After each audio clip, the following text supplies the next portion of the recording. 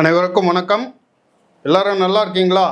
இன்னைக்கு நம்ம பார்க்க பொறுத்து 1997 வெளிவந்த தி ரெயின் மேக்கர் அப்படின்ற ஒரு ஹாலிவுட் படத்தை பற்றி பார்க்க போகிறோம். இந்த படம் ஜான் கிருஷ்ணம் அப்படின்ற பிரபலமான எழுத்தாளரால் எழுதப்பட்ட நாவலினுடைய அடிப்படையில் எடுக்கப்பட்ட படம் இது.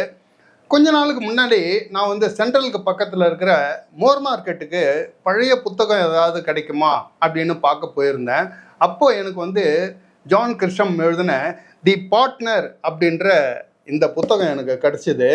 இந்த புத்தகம் $34 போட்டிருக்குது. எனக்கு வெறும் 50 ரூபாய்க்கே கிடச்சிது. இந்த புத்தகம் ரொம்ப அட்டகாசமாக எழுதியிருக்காரு இந்த நாவலை.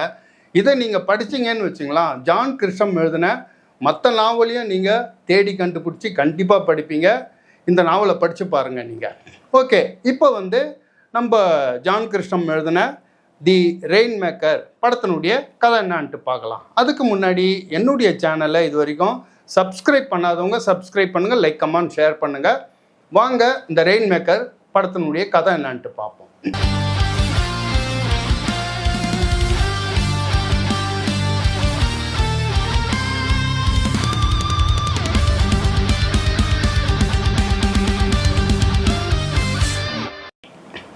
ரூடி பேலர் இவர் அமெரிக்காவில் இருக்கிற லா காலேஜில் படிச்சுட்டு வெளியில் வர ஒரு புது லாயர். இவர் பெரிய பணக்கார பேக்ரவுண்ட்லாம் கிடையாது. அதனால் படிச்சுட்டு வெளியில் வந்த உடனே ஒரு வேலை தேட வேண்டிய கட்டாயத்தில் இருக்கிறாரு. அதே நேரத்தில் ஒரு ஏழ்மையான குடும்பம், அப்பா அம்மா, அவங்களுக்கு ஒரு பையன். அந்த பையனுக்கு உடம்பு சரியில்லைன்னு சொல்லிட்டு ஹாஸ்பிட்டலில் எத்துமே சேர்க்குறாங்க. சேர்க்கும்போது டாக்டருங்க அந்த பையனை பரிசோதனை பண்ணிவிட்டு இந்த பையனுக்கு புத்துநோயால் பாதிக்கப்பட்டிருக்கான் அப்படின்ட்டு சொல்கிறாங்க. உடனே இந்த பையனுக்கு போன் மாரோ டிரான்ஸ்பிளான்ட் பண்ணால் இந்த பையன் ஒரு 90% உயிர் வாழறதுக்கு வாய்ப்பு இருக்குது அப்படின்னு சொல்கிறாங்க. இவங்க ரொம்ப ஏழ்மையான ஆளுங்க. இவ்வளோ பணம் கொடுத்து இந்த பையனுக்கு ட்ரீட்மெண்ட் பண்ணுறதுக்கு இவங்களால முடியாது. இருந்தாலும் இவங்க the great benefit insurance company அப்படின்ற இன்சூரன்ஸ் கம்பெனியில் ஒரு பாலிசி எடுத்து வச்சுருப்பாங்க. நம்ம உடம்பு சரியில்லைன்னா பாலிசி எடுத்து வைத்தோன்னா உடனே ஹாஸ்பிட்டலுக்கு போனோடனே அதை தானே எடுத்து காட்டுவோம். ஆனாலும் அந்த கம்பெனி என்ன பண்ணுறான், இந்த பாலிசிலாம் புத்துநோய்கள்லாம் எலிஜிபிள் இல்லை அப்படின்னு நிராகரிச்சிடுறாங்க. இவங்க என்ன பண்ணுறாங்க, பையன் செத்து போயிடுவான் போல இருக்குதே, இவன் பணம் தர மாட்டேன்றானே, எப்படியாப்பட்டவங்ககிட்ட போயிட்டு நம்ம எதுக்கு இன்சூரன்ஸ் பாலிசி எடுத்தோம் அப்படின்னு சொல்லிட்டு இந்த கேஸ் இப்போ புதுசாக படிச்சுட்டு வெளியில் வர நம்ம கதாநாயகன் ரூடி பேலர்கிட்ட இந்த கேஸ் வருது. நமக்கு கேஸ் எதுவுமே கிடைக்கல.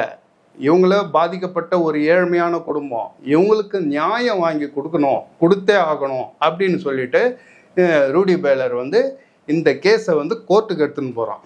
ஏன்னா இவனுங்க தான் பணம் கொடுக்க மாட்டேன்றானுங்களே அப்படின்ட்டு கோர்ட்டுக்கு எடுத்துன்னு போகிறான். கோர்ட்டுக்கு போய் அந்த பெரிய கம்பெனியை எதிர்க்கிறதுன்னதெல்லாம் சாதாரண விஷயம் கிடையாது. காரணம் அது பெரிய கம்பெனி. அந்த சார்பாக பெரிய பெரிய அப்பா டக்கரு வக்கீல்லாம் வரானுங்க. அவனுங்கெல்லாம் நம்ம ரூடி பேலரை கிண்டல் பண்ணுறான். நேற்று தான் படிச்சுட்டு லா காலேஜிலேருந்து வெளியில் வந்த உடனே உனக்கு இவ்வளோ பெரிய கம்பெனியை எதிர்த்து கேஸை போடுறியா, நீ உன்னை உண்டல்ல ஆக்கிடுறோம் பாரு அப்படின்னு சொல்லிட்டு இவனை பார்த்து மிரட்டுறது இல்லாமல் கிண்டலும் பண்ணுறாங்க.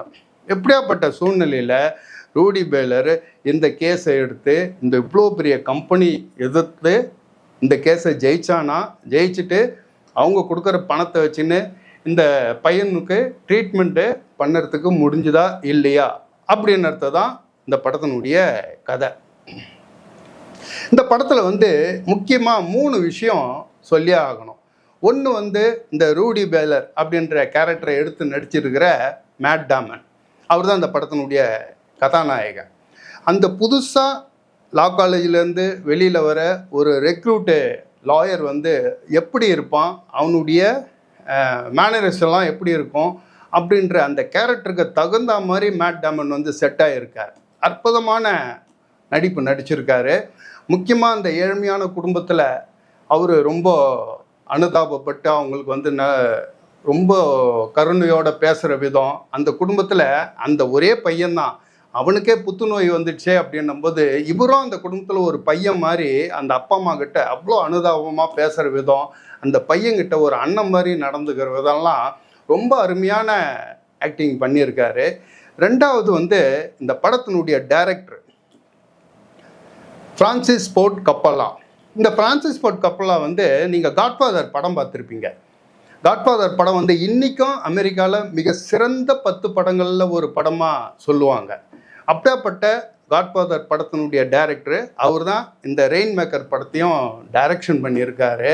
இந்த படம் பார்க்கும்போதே அவருடைய டைரக்டருடைய திறமை இந்த படத்தில் ஒவ்வொரு ஃப்ரேம்லேயும் நம்மளால் உணர முடியும். அவ்வளோ பிரமாதமான டைரக்ஷனு. மூணாவதாக இந்த படத்தினுடைய கதாசிரியர் ஜான் கிர்ஷம். ஜான் கிர்ஷம் வந்து ஃபஸ்ட்டு நாவல் வந்து த ஃபேம்னு ஒரு படம் எடுத்தார். டாம் குரூஸ் நடிச்சது, நீங்கள்லாம் பார்த்துருப்பீங்க. ரொம்ப அட்டகாசமான சூப்பர் டூப்பர் ஹிட்டான அந்த படம் அது. அதுக்கப்புறம் அவர் எழுதின எல்லா நாவலும் நிறைய நாவல் வந்து படமாக ஹாலிவுட்டில் எடுத்திருக்காங்க. இப்போ கூட நீங்கள் பிரபலமான இந்த ஓடிடி இதெல்லாம் நெட்ஃப்ளிக்ஸில் பார்த்தீங்கன்னா அவர் எழுதின நாவலை அடிப்படையாக வச்சு எடுக்கப்பட்ட படங்கள் இன்றைக்கும் ஒரு 4-5 எப்பவுமே இருக்குது. அதெல்லாம் ஒரு நாவல் ஆசிரியனுக்கு எவ்வளோ பெரிய பெருமை இல்லையா?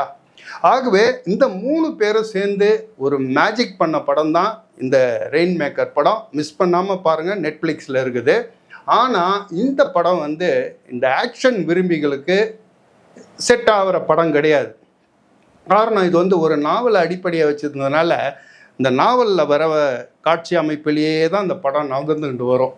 ஒரு கார் சேஸு, சண்டை, செக்ஸு அப்படின்னு எதிர்பார்த்தவங்களுக்கு இந்த படம் வந்து ஏமாற்றத்தை தான் கொடுக்கும். ஆகவே வந்து ஆக்ஷன் பிரியர்களுக்கு இந்த படம் செட் ஆகாது. ரெண்டாவது, இந்த படம் வந்து தமிழில் வந்து சப்டைட்டில் இருக்குது. அந்த தமிழ் சப்டைட்டிலில் போட்டுக்கின்னு நீங்கள் அந்த படத்தை பார்க்கும்போது ஜான் கிர்ஷம் படத்தினுடைய அந்த நாவலை வந்து நம்ம மடியில் வச்சுக்கிட்டு படம் பார்க்குற மாதிரியான ஒரு உணர்வை நமக்கு இந்த படம் கொடுக்குது. மிஸ் பண்ணாத பாருங்கள். நம்ம அடுத்த வீடியோவில் பார்ப்போம். பை.